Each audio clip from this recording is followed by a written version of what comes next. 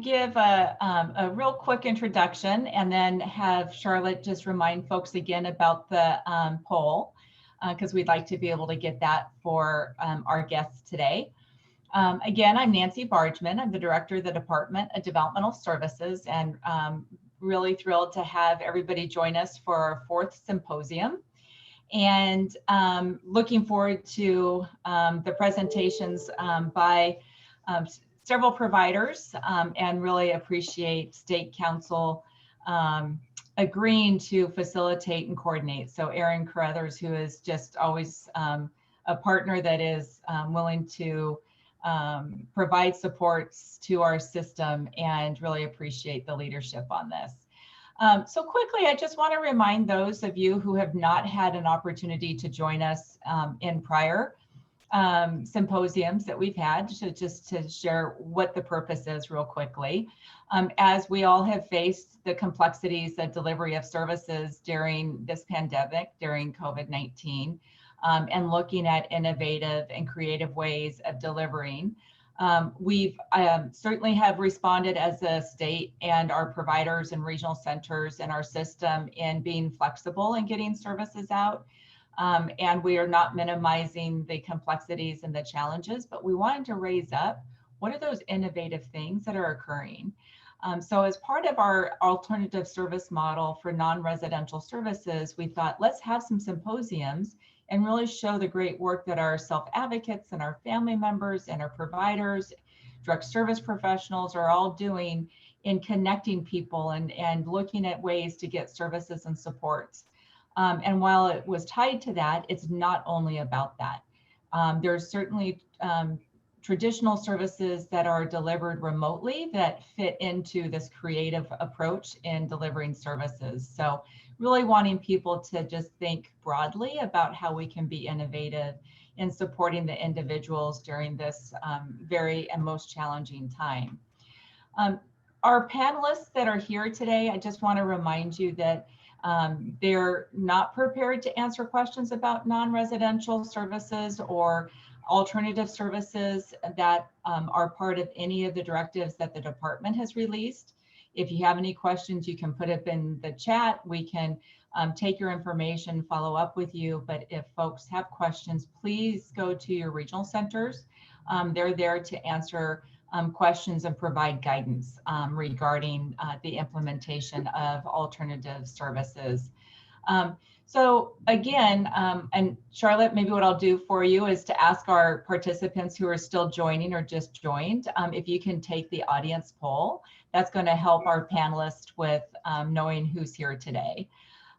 So, and before I introduce Erin, is there any other housekeeping items, Charlotte, that you have? Yeah, just one more thing to note. You can see us and you can hear us, but we cannot see you and hear you. So if you have a question during today's meeting, we suggest that you use the Q&A button down below. So just click on the Q&A and then ask your question there. We have DDS staff that are monitoring, and then also the different providers that we have here today, they are monitoring as well. So they'll be able to ask those questions. Great. Thank you, Charlotte. So Erin Carruthers, I'm really pleased to have you. I was happy to make that phone call to you and say, hey, would you be willing? And, you know, as normal, you go, yes, of course, we're ready, and looking forward to participating. So Erin Carruthers is the Executive Director of the State Council on Developmental Disabilities. And he can certainly share some additional information, but I really want to acknowledge the council's work. It's comprised of approximately 31 members, and they are appointed by the governor. And the good work that they provide is through the eyes and the lens of self-advocates, family members, family advocates, federally funded partners, and other state agencies. So really important work that the State Council does on behalf of our community. They have 12 regional offices throughout the state that is available at a local level. And Erin was able to coordinate with 3 different service providers for presentations and want to thank UCP of San Diego, Creativity Explored out of San Francisco, and Progressive Employment Concepts out of Sacramento. So without further ado, I'm going to go ahead and hand it over to Erin and have Charlotte share the results of our audience poll. And again, thank you all for joining us today. Good to see you. Nancy, thank you so much for that nice introduction. Thank you so much for your and your team's leadership in exploring alternatives. We've picked a theme for today, and that's new ideas for new times, and we are certainly in new times, and all the new ideas we can find, the better. Hi, everybody. I'm Aaron Carruthers, Executive Director of the State Council on Developmental Disabilities, joining you from Sacramento. As you know from working with the State Council, we are a guiding force for creating positive, life-altering changes in the lives for people with intellectual and developmental disabilities. And around here, we have a philosophy. It's not our own. Others have used it, but it's one that we use. That's that in any given moment, everybody on this phone call, has two options. To either step forward into growth or step back into safety. And this past 7-8 months has been a tug of war, a struggle between the safety that's needed to keep ourselves, our family members, the programs we deliver safe, but also the opportunity to step forward into growth to figure out how to adapt to these times. So this conversation is the fourth in a series that the department has led off to find ways to highlight how different entities are stepping forward into growth. So at the State Council, we looked to highlight different alternatives throughout the state, San Diego, San Francisco, Sacramento, also to highlight different types of providers. Our goal is to inspire. Our goal is to hopefully plant some seeds of the almost 500 people on this call to think of a new way to do things.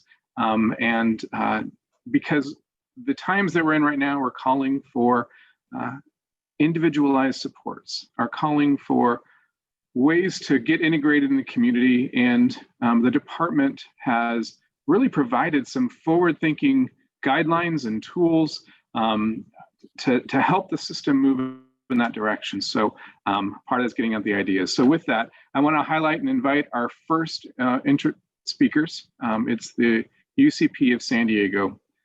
They've been able to offer meaningful alternative services to their clients because they saw the opportunity during COVID was to provide more personalized leadership and to identify development services to the people they serve. So because of these services, they've expanded their person-driven plans to include such goals as public speaking, becoming a peer trainer, and more. I want to let Marissa Chavez, who is the program coordinator for UCP San Diego, Adrian Smith, who is an employee with Ready Stamps, and Burley, who is also an employee with Ready Stamps, to share with you all what they're doing. Thank you so much.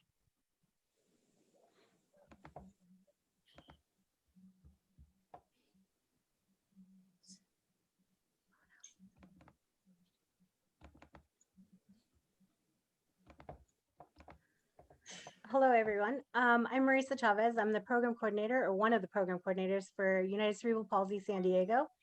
I oversee the Ready Stamps program as well as the networks programs in San Diego. And so here's our presentation of what we are kind of doing with our people that we serve. Along with me today, as Aaron had mentioned, is Viri Salgado, who works at Ready Stamps, as well as Adrian Smith, who works at Ready Stamps.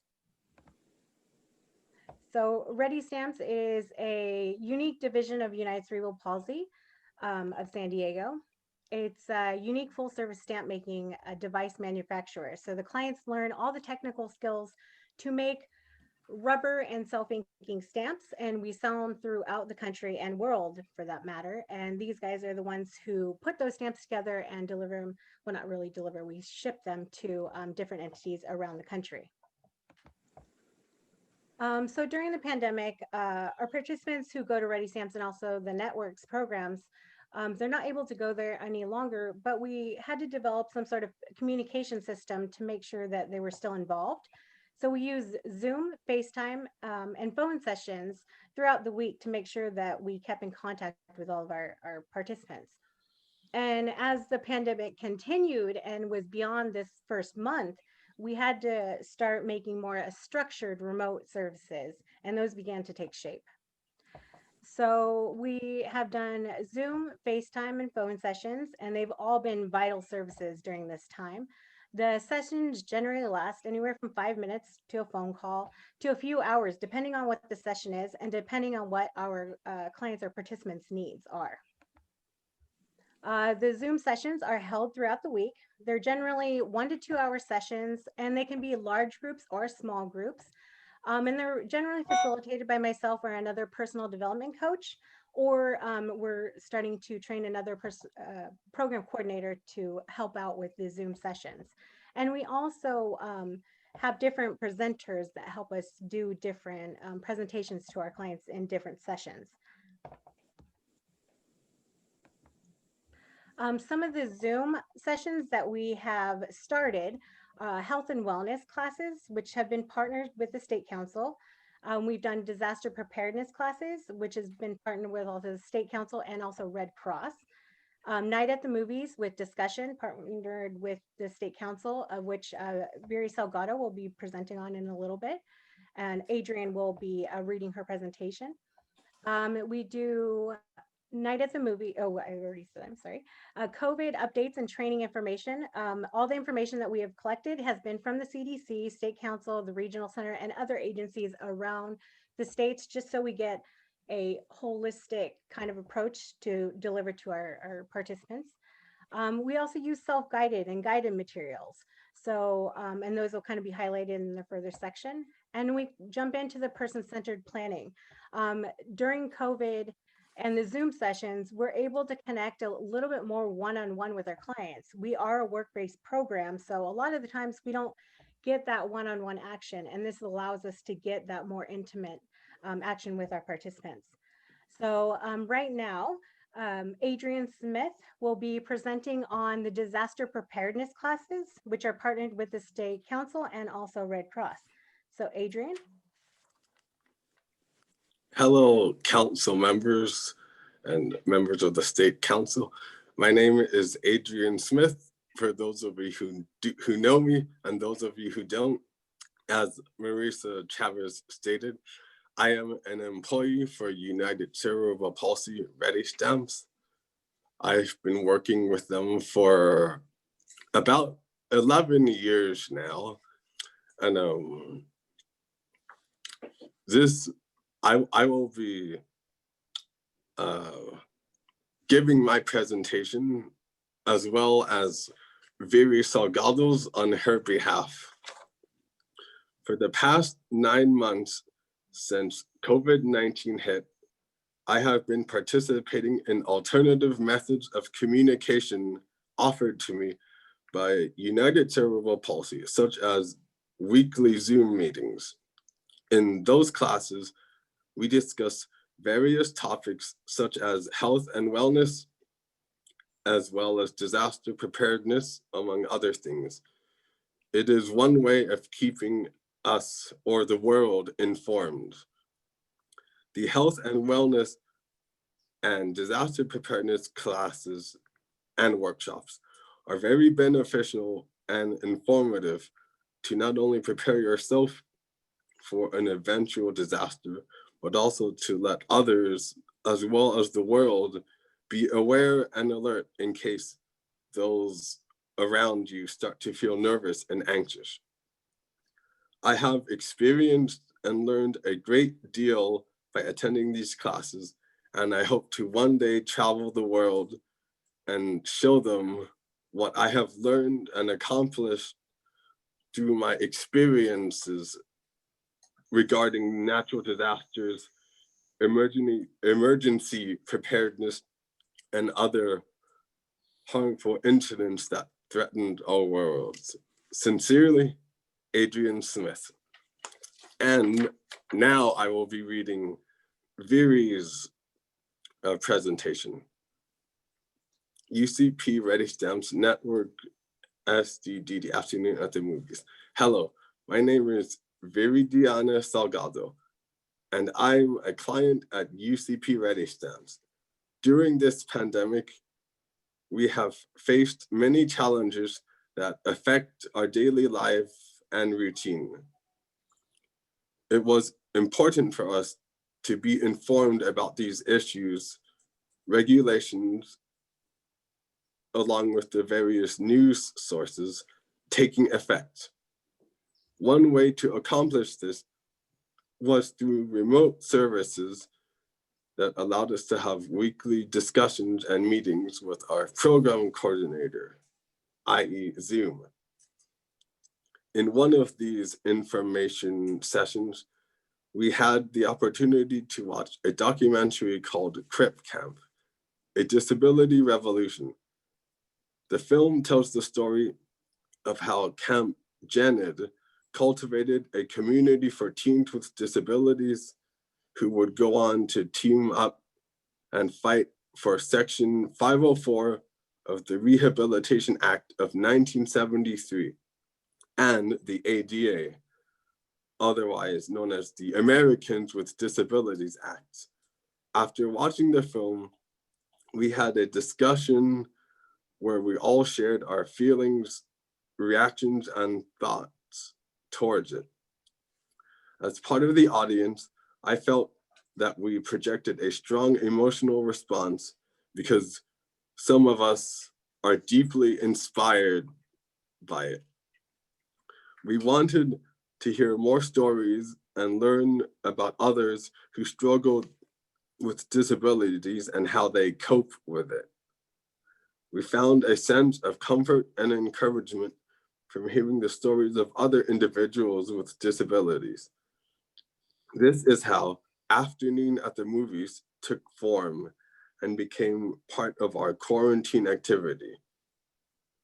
Other clients and I started suggestions on more relatable materials, such as short films, TED Talks, music videos, movies, and documentaries made for people, by people with developmental disabilities. Using the Zoom platform, we were able to gather as a group and enjoy a good educational film, following a chance to have discussions where we can share our different opinions. I think this is a great way to educate others about self-advocacy, independence, rights, discrimination, as well as other important subjects. In a way, we can relate to the stories from others who are living with diverse disabilities from other states and the world. And we feel motivated to pursue our own goals, dreams, and hopes, or even to share our stories as well. Afternoon at the Movies is an inviting space formed by people with disabilities that hosts a diverse assortment of films featuring people with intellectual and developmental disabilities who believe in the ability of people with disabilities and the goal of bringing that belief to the world. Thank you. So this is one of our highlight sessions. And as Adrian and Biri has said, we invite people from different counties, different states, to join in on the health and wellness class, as well as the night at the movies. And it's a great opportunity to socialize, to get thoughts out, and just to share a night at the movies with everybody. So it's been great. And these are just some of the posters that from the night at the movies, and also the disaster preparedness classes, which are presented on by the American Red Cross. And all of these sessions are free. In North County, they have started a YouTube channel, which is very kind of interesting, and they deliver the activity supplies to each of the participants who are interested, and they can go either do it as the group does it, or they can do it on their own time. And here's some links to some of those YouTube videos. I won't go into them, but you can check out those if you would like. So they have Grow a Plant, where they are learning how to grow different types of plants and how to do it, card craft, how to make cards, self-advocacy classes, which they are done in lifetime, but they record them so other clients can watch them as they want. And this has not been without challenges, and some of those are participants who are not interested in doing Zoom. We are a work program, they want to work. So that has been one of our challenges, to keep participants motivated to come to our Zooms. We have participants who don't have computers, the internet, or smartphones, so we have to kind of think outside of the box of what we're going to keep them engaged. So these self-guided activities really have helped keeping participants engaged and active to want to join Zoom. As we all know, we don't like to hear about the same thing over and over, so we try to get different ideas for different sessions. There's been a lot of, since the pandemic has gone on, a lot of technology burnout, which we have noticed. So we kind of separate the Zoom so it's not back to back to back. We try to separate them throughout the day so there's not a whole lot of burnout. Different emotional states. And we do one-on-one sessions, group sessions, or larger sessions to talk about different issues. And also making sure that we are presenting stuff of appropriate content, educational stuff, training materials, safety, anything that is in somebody's life that could help them out in the long run. And also we have to follow the DDS guidelines.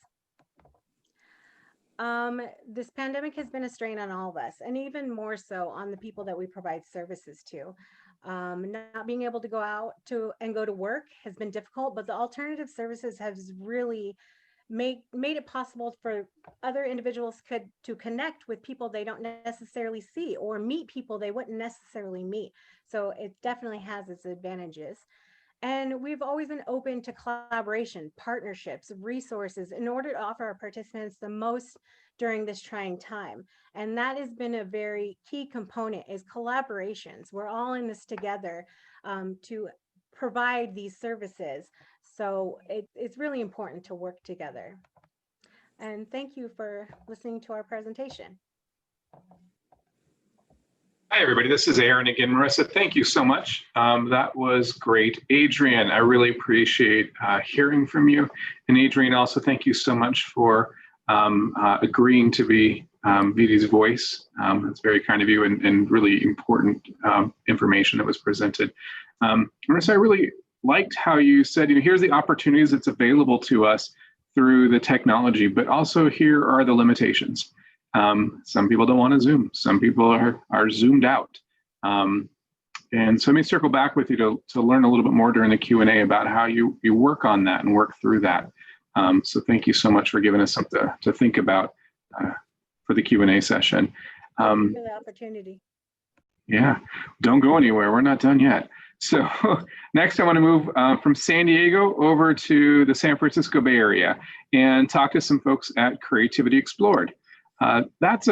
Creativity Explored is a community of artists that have, they receive their instructions, their mentorships, their supports, and tools to really grow their crafts, to exhibit their work and increase representation of people with intellectual and developmental disabilities in the local, the national, and really even the international arts scene. So it's exciting what they're doing. It is global in its vision and its mission. And I'm excited to hear about how they have adapted their creativity process with technology, with virtual classes, weekly art supply deliveries, delivering art by mail, how they're leveraging during this time to expand, even building their community and building their reach and building their inclusion through different strategic partnerships and some of the upcoming events that are happening and beginning to emerge out of the Bay Area. So Linda Johnson is the Executive Director of Creativity Explored. Francis Kohler is also joining us.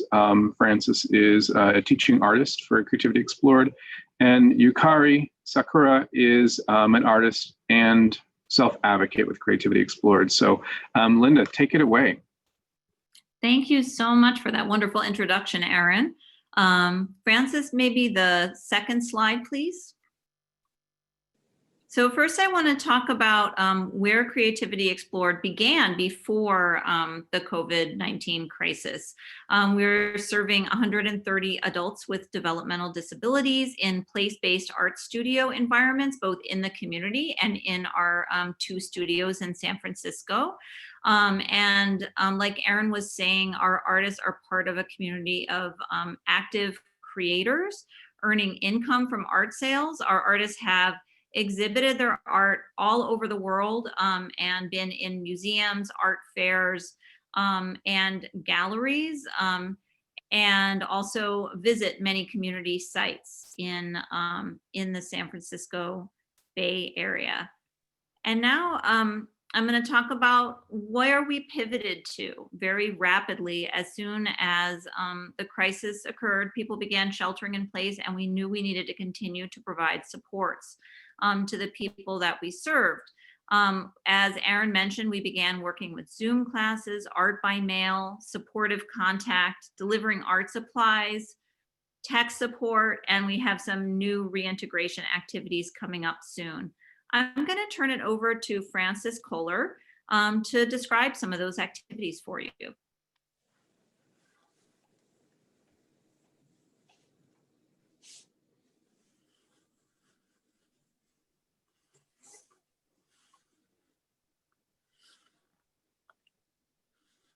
Oh, Frances, I think you're on mute. Can you unmute yourself? I see you talking. Thanks. Sorry. Yeah, that's an important part if you want to hear me, I guess, to unmute. Anyway, hi, Frances Kohler here. This year actually marks my 25th year at Creativity Explored.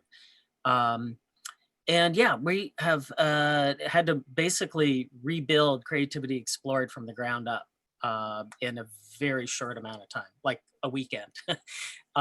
So we are now up to over 20 virtual classes, Monday through Saturday, all different types of classes. We have fiber arts and abstract art, virtual field trips. We even have a meditation and Tai Chi class and dance party on Fridays, and a lot of different types of things that the artists can get involved in. It's pretty exciting because we're actually, in some respects, a richer program than we were when we were open.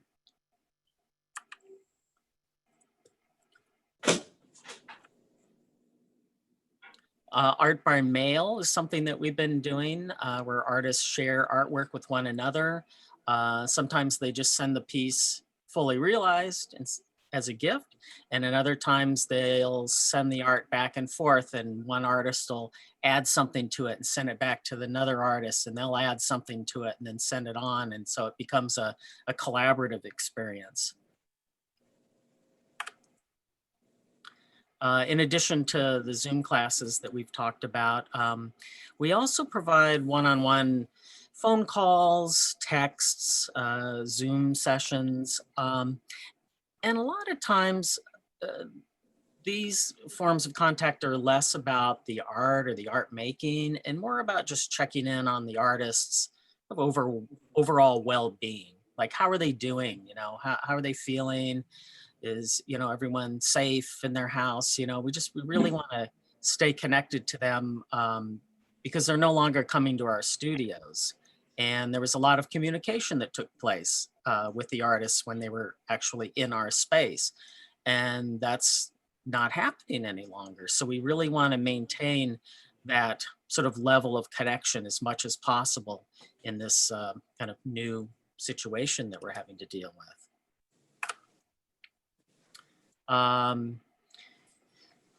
So every time we contact an artist, we'll ask them, hey, how are you doing on art supplies? Do you need anything? You know, do you need paper? Do you need pens or something new you want to try?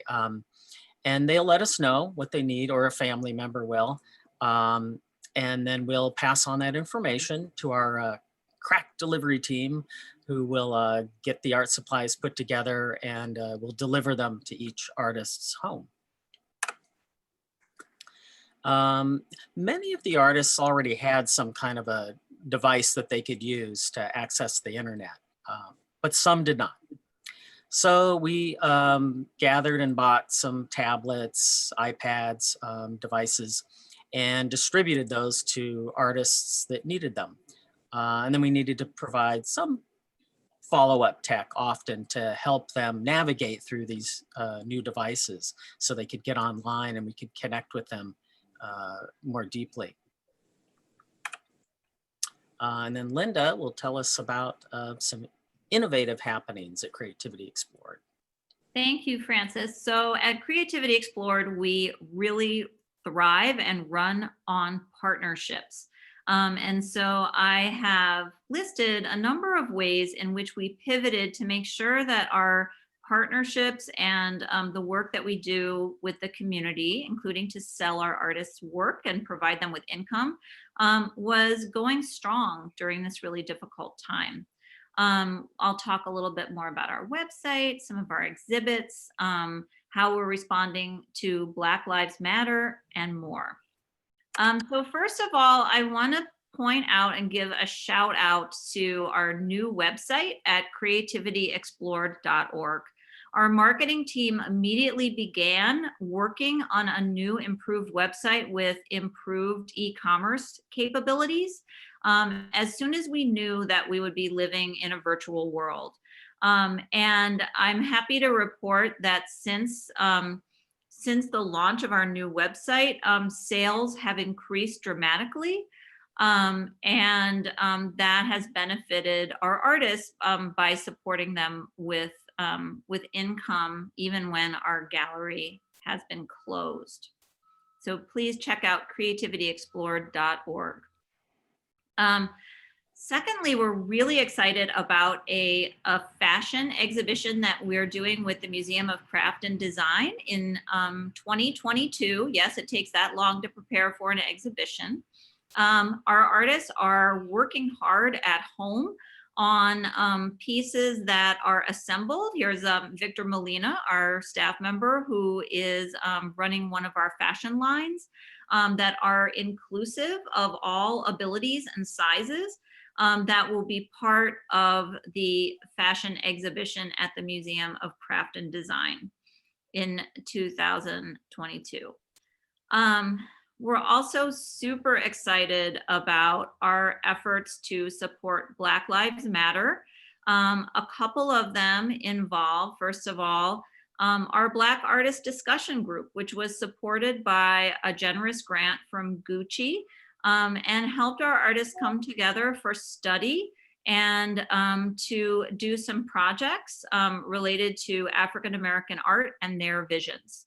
Additionally, one of our artists, LaRon Bickerstaff, created this Black Lives Matter poster, which we're using as a fundraiser for a local coalition for Black health called Rafiki Coalition for Health.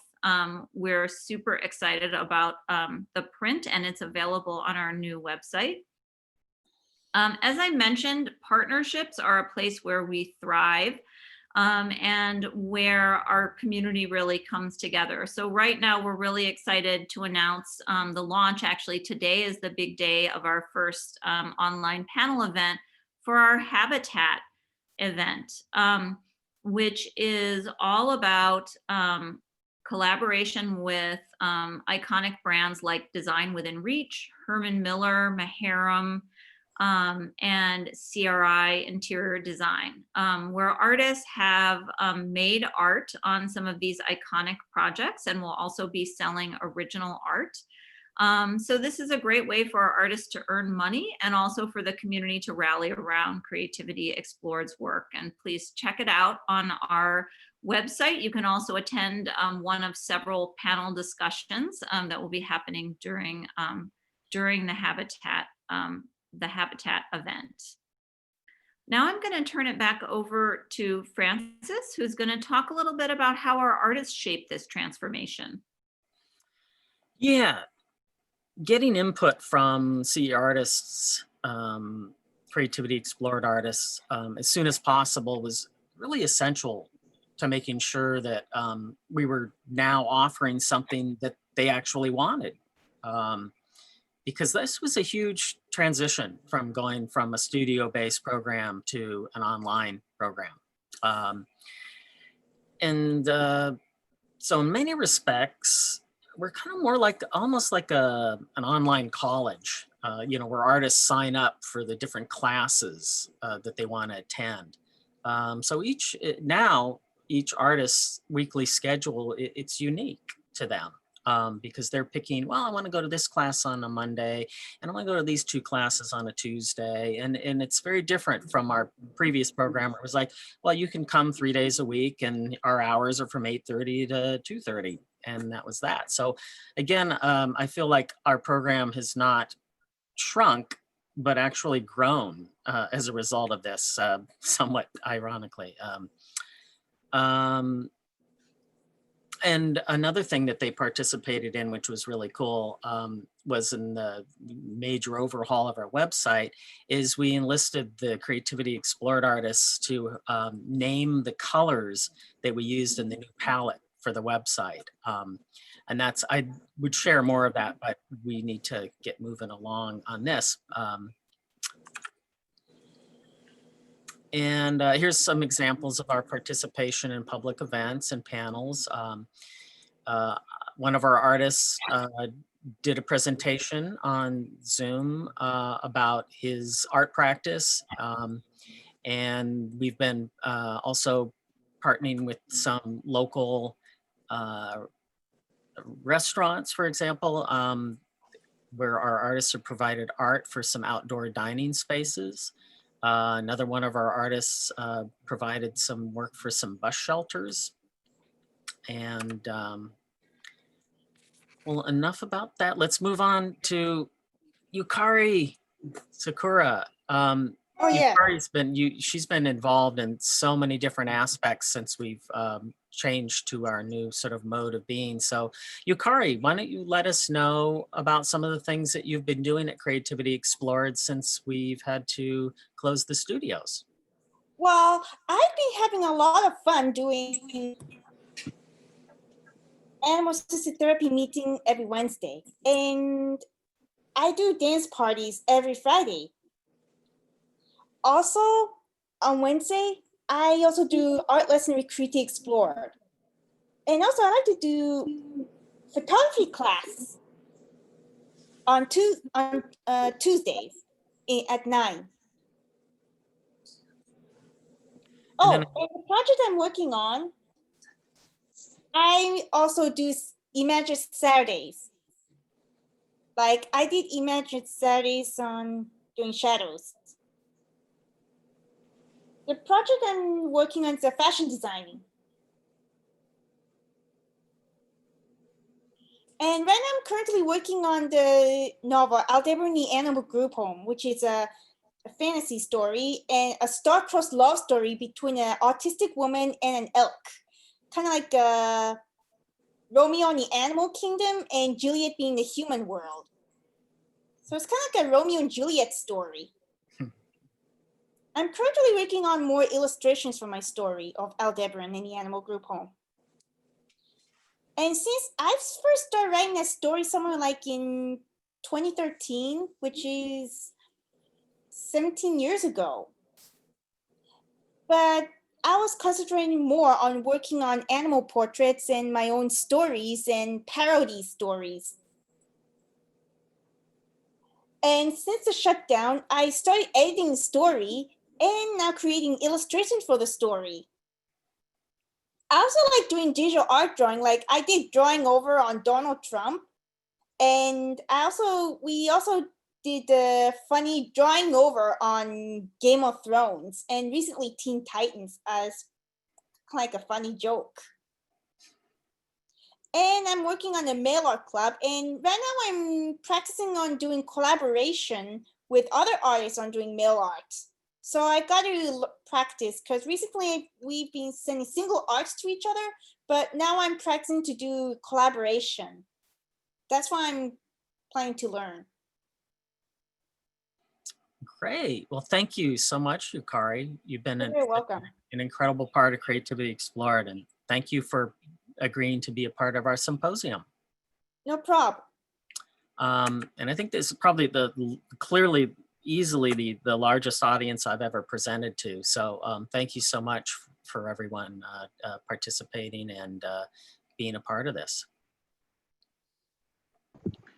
Well, Francis, hopefully there's some this large audience. Hi everybody, it's Aaron Carruthers again from the State Council, and Francis and Linda and Yukari, thank you. Hopefully this large audience from across the state, you find new interest in your website.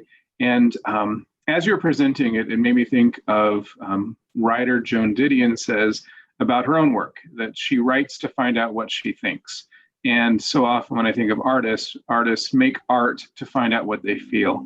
And so when we circle back for the Q&A, I'll be interested to hear your thoughts on how what you're seeing in a difference in expression during these times of COVID. And so thank you, just something to think about until we come back. But now I want to move over into the Sacramento area, bring it over here and to invite speakers from Progressive Employment. They're based in Sacramento, but serve multiple counties throughout Northern California. And they've been around since 1995. They hold important, smart, strict standards. It's a zero exclusion policy. And as such, they serve people with all levels of support needs. Just a simple, pure belief that every person can work. That philosophy of inclusion, it leads to meaningful participation, and employment for all is just the cornerstone of everything they do.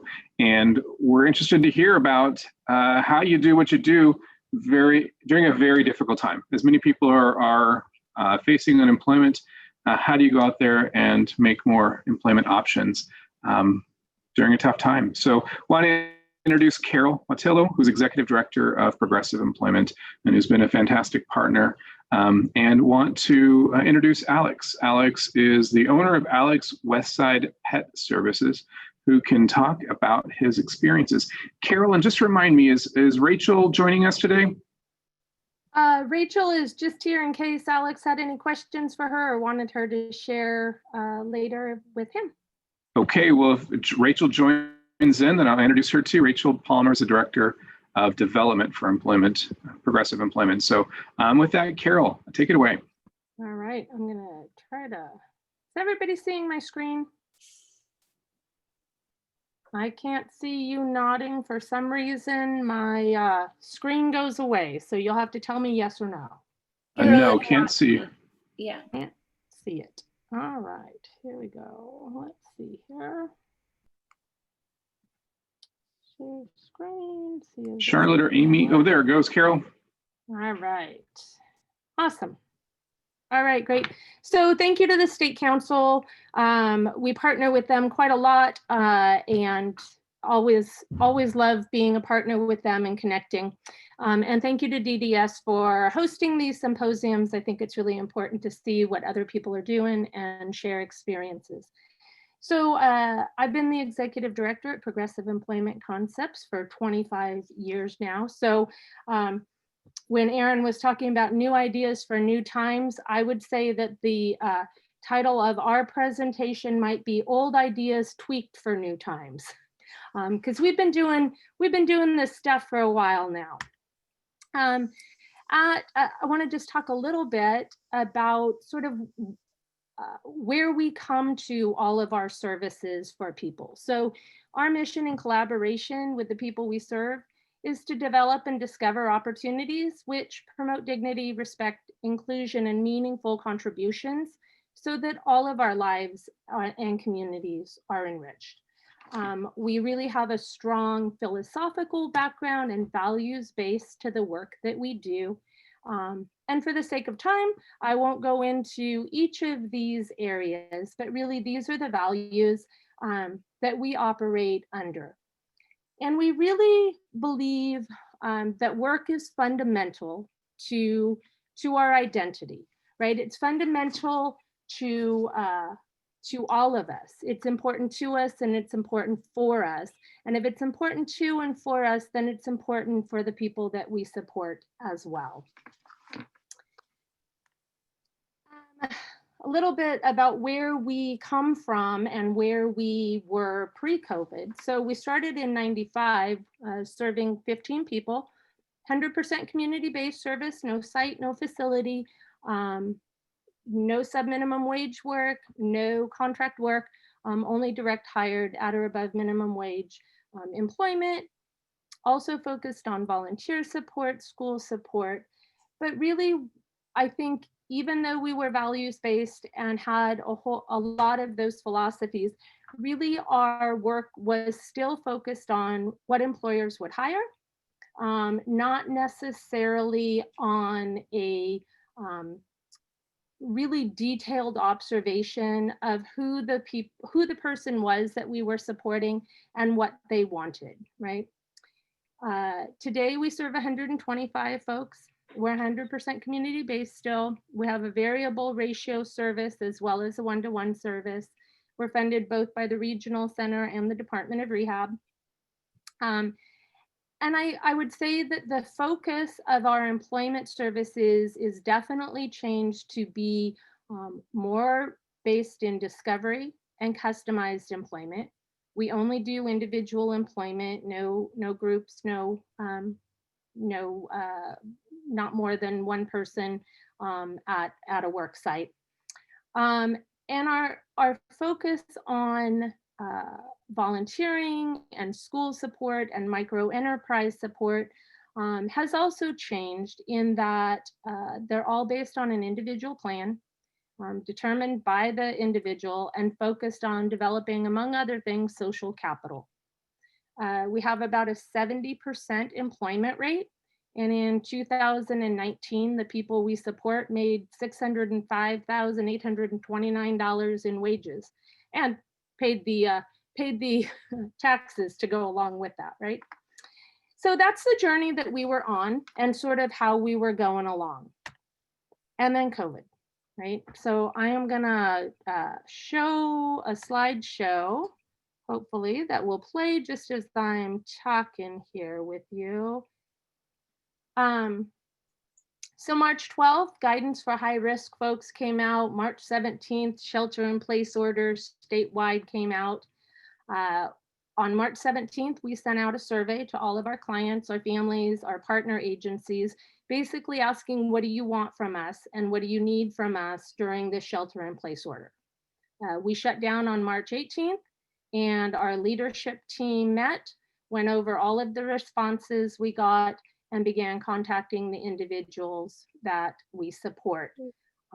Basically talking with them and finding out, what is it that you want from us? What is it that you need from us? Some folks wanted nothing. They were panicked, they were very scared, and they said, just check in. And we agreed, we'll just do wellness checks with people. Other people were working and were essential workers, and they were going to work that next day, and we were going to work supporting them. Other folks said, yes, we want virtual support, FaceTime, Google Meets, Zoom, whatever. So we prepared for that. So we made plans to meet people where they were at, right? And provide what was needed. We also had staff that were at home. And so we started making our plans for what can we do with their time. We were committed to keeping all of our staff employed. And so my employment team basically created hundreds of hours of training in everything from person-centered thinking, social security benefits, values training, informed decision-making, self-determination. Coincidentally, a lot of the things that DDS has put on the certification sheet that we should be training staff in. So luckily we were ahead of the game there and did hundreds of hours of training in the first couple months. So we opened back up on the 19th, serving people in person, serving people in their homes. A lot of folks that we work with receive supported living services. And we partnered with the supported living agencies to provide support in people's homes during the hours that we would have typically been supporting them anyways, as well as doing that for some families who were continuing to work and needed that support for folks. We really wanted to stay focused on people's goals. And I think that where we came from set us up to be successful in this newfound COVID reality. We were not site-based, so our staff were not used to waiting for clients to come to the program to us. They were used to going and meeting clients in the community, going to their homes to pick them up. We didn't have a 9 to 2 day. We served people in the mornings, in the afternoons, all different hours, some limited hours, some full days, weekends, evenings. So it made our transition into this new reality a little bit easier. So HCBS guidance, continue moving towards that, and it will help us serve people in this new reality. We also had very individualized schedules. So every person that we serve has their own schedule, even if they are in a 2-to-1 ratio or a 3-to-1 ratio, they have their own schedule with their own specific goals on it related to wherever they work.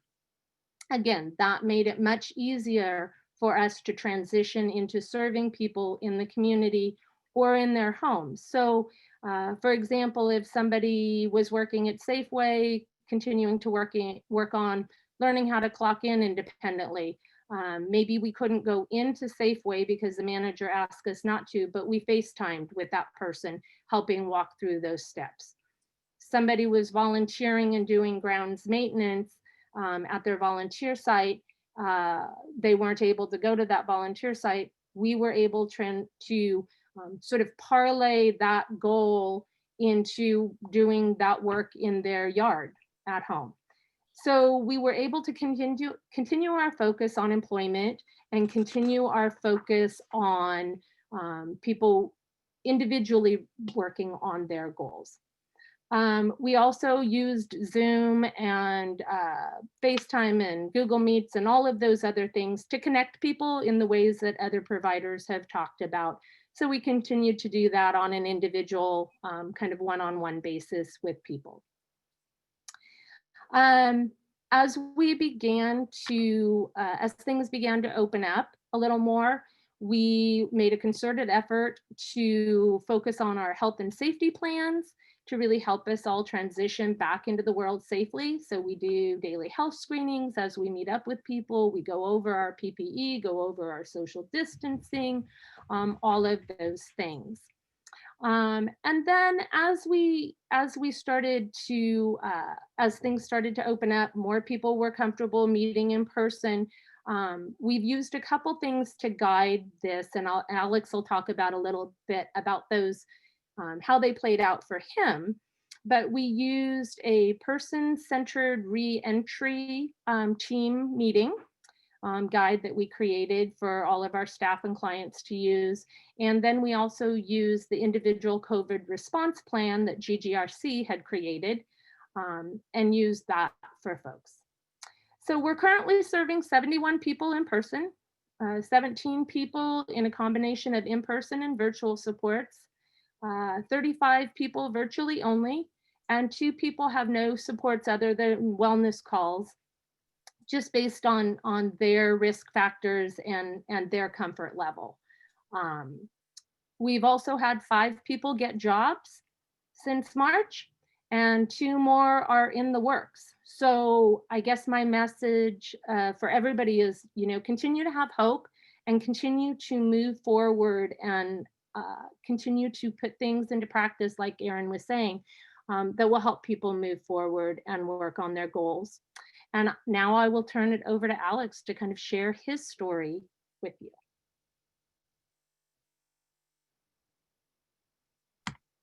Hello guys. Hello Erin. How you doing?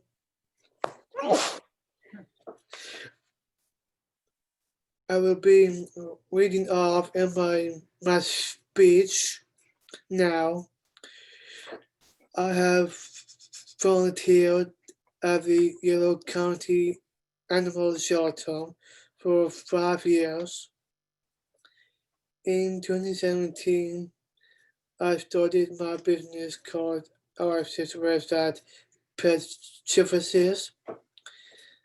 My services are dog walking, visitations, and overnight care.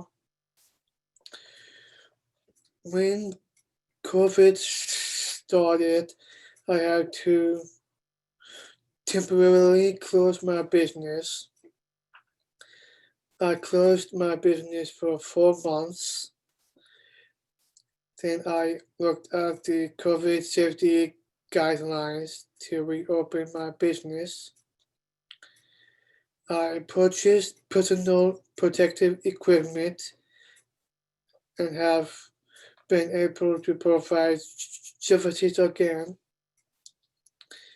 Since I have not been able to return to the animal shelter, I looked into doing an internship. My support staff knew of an opportunity at a grooming shop in Davis. I was able to take a tour and shadow of the groomers and try out dog bathing and drying. It went well, and I started a paid internship as an assistant groomer. I have been working there for about a month. I am learning how to bathe, blow dry, and brush dogs. My supervisor and coworkers are training me and are very supportive. My new job is an opportunity for me. I feel confident and love getting paid. I'm achieving a lot and learning new things. Thank you.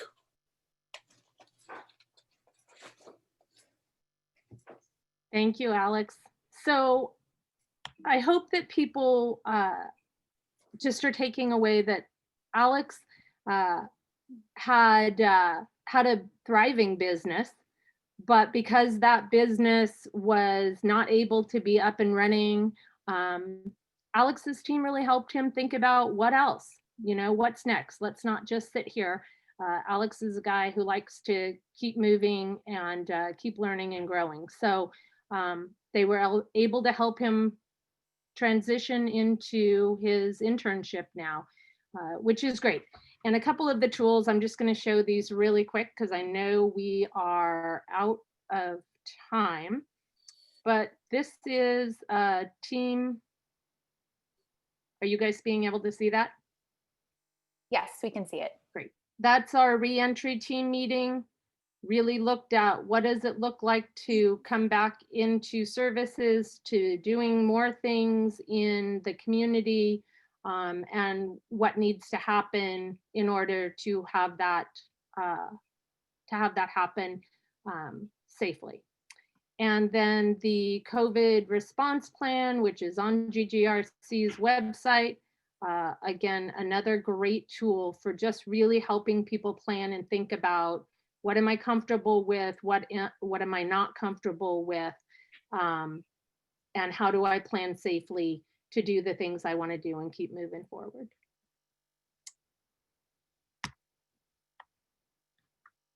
So that is all we have for you today. Thank you guys for listening and being patient right up to 3:59. Carol, thank you so much. And Alex, great to see you. Good job on the business. Carol, congratulations for the successes in getting 5 people into jobs during this time. That's a really wonderful success. Congratulations. So just checking with time, we're at the hour, but it would be great to have some time for Q&A. There's some really good questions in the inbox. I'm going to turn the Q&A over to Julia Lowe from DDS. And but I do see, I'll start us off. Erica Melendez asks, how do programs go about sharing information about their programs and what they're doing to accommodate alternative services? You've got these new tools, you got new flexibility. How do you let people know what you're offering and what's out there?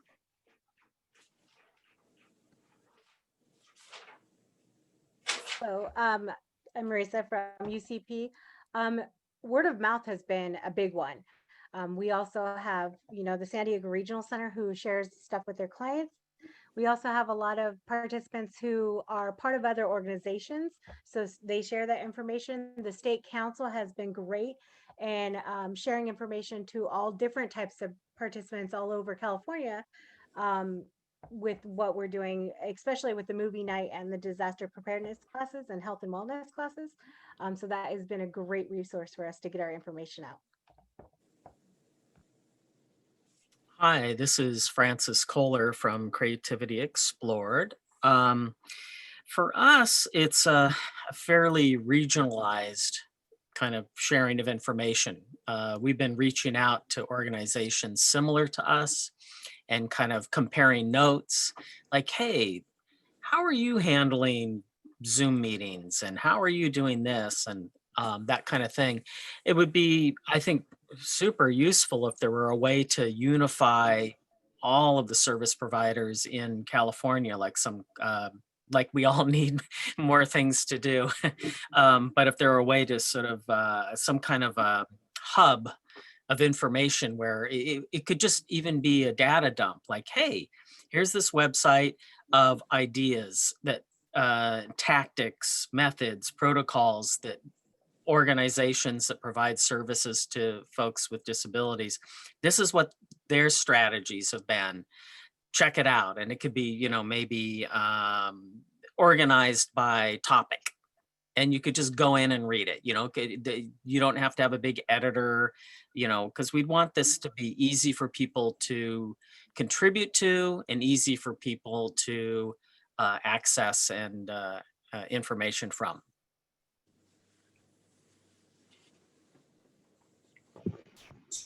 Thank you. That's so helpful. Creativity Explored, I got to tell you, you made some fans today. Marianne and Lydia both say, can you come to Southern California? We'd love to have you. Please consider expanding here. So check out those comments in the Q&A. Here's a question that was asked of all the programs, which is, oops, I just lost it. Hold on. What have you learned about your staff as a result of the need for virtual programming? We need to learn about technology and learn all the technology tools. That's been our biggest hurdle. I will just say that my staff have rocked. We have not had a lot of folks who, people were concerned about doing in-person supports. People were scared for their families, for themselves. They were scared for their clients. But mostly they said, okay, how do we do this? And what do we need to do it well and do it safely?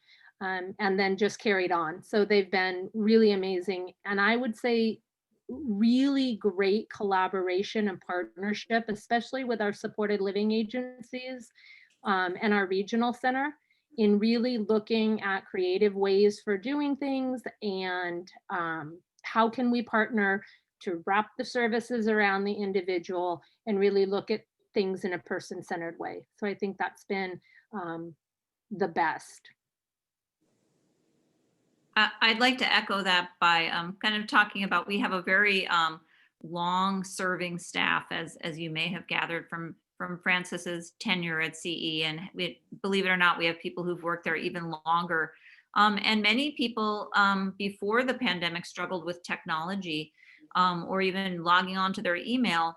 But suddenly when the motivation was to connect with the people that we serve and work with in our community every day, it became a different story, and people began using all kinds of digital tools, Zoom, doing collaborative animation projects together, and much, much more. I feel like, and that's been true on the side of our artists as well. With some support on all sides, people have just come together because they really want to be together as part of this community. It's great. And Linda, you bring up a point that was in the someone asked in the comments, which is, can you or Carol or Marissa suggest a spreadsheet app or maybe some software that helps keep track of time for staff to support them to adapt to these ever-changing schedules? How are you tracking time? We use Google Suite and have created all kinds of collaborative digital tools that enable people to track contacts with artists, or we also track perhaps times people are visiting our physical sites for safety. There's many different ways in which we've gathered together all kinds of Google Docs in a one master document where people can click on links and then utilize those documents in a shared way that we can then use to kind of educate each other about what's going on. Yeah, we've been using Google Suites for years now. That's how we did all of our record keeping. So it was an easy transition for that. And we've just been able to share a lot more with folks. Our staff were pretty tech savvy for the most part with those kinds of things. And I've really been amazed by a lot of the folks that we support who have stepped up and become even more tech savvy because they needed to connect. So that's been great too. I have a smaller amount of staff, so it's been much more easier to connect with each one of them. We use Zoom all the time. We are very appreciative of Viri and Adrian and some of our other clients within our program who are very tech savvy. So they've helped us out a lot to learn how to use different programs to connect with different folks and train people how to use different programs. So we definitely use them as a helper for our agency and to make sure that staff are able to connect with everybody else. Thank you so much for sharing those tips. I have a question from Robert Levy specifically for Alex. Alex, Robert asks, who's your main CDS at CES? Okay, go on. Alex, Robert wanted to know who is your main CDS at?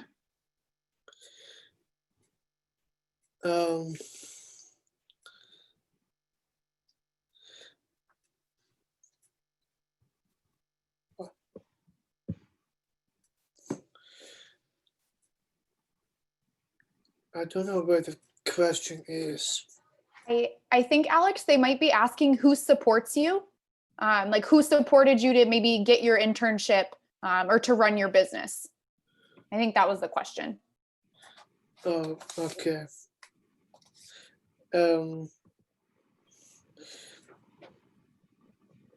I believe it's Emily Shaw.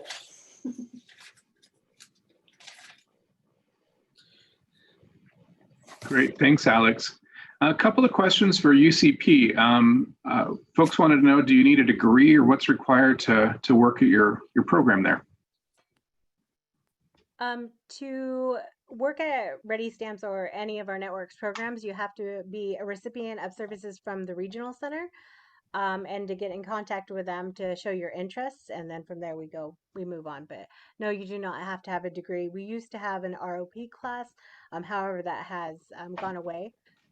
So you just need services from the regional center.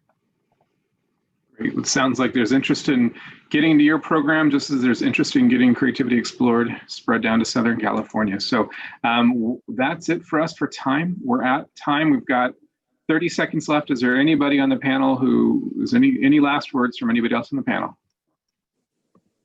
Hey, Erin, I'll go ahead and thank everybody, especially the State Council, for pulling everybody together. We really appreciate the work that it took to coordinate and have everybody prepared. It takes a lot of work, and we value that immensely.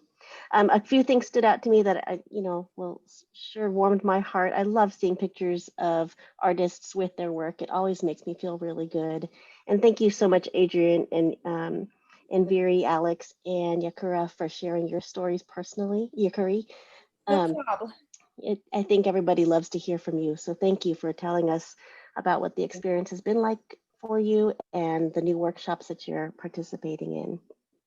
And then seeing tie-dyed masks is always really fun. So I appreciate seeing how these new things in our culture are being adapted and making personal and fun. So thank you once again. There is going to be a survey that everybody will see pop up on their screen when the meeting ends. You might also get an email about it tomorrow. Please take the time to participate in the survey. There's only 6 questions and it is anonymous. If you've been doing these weekly symposiums with us, you might be a little tired of the survey, but I ask that you take one more. It is specific to each week's symposium. So we would love for you to give feedback specific to today's event. And again, like I said, it's anonymous. We take your feedback to heart. So I hope that you'll take the time to do that. Thank you again, State Council Erin Carruthers, for spending your time and for pulling everybody together. And that concludes our presentation today. Thanks, everybody. Have a good rest of your day. Bye. Bye.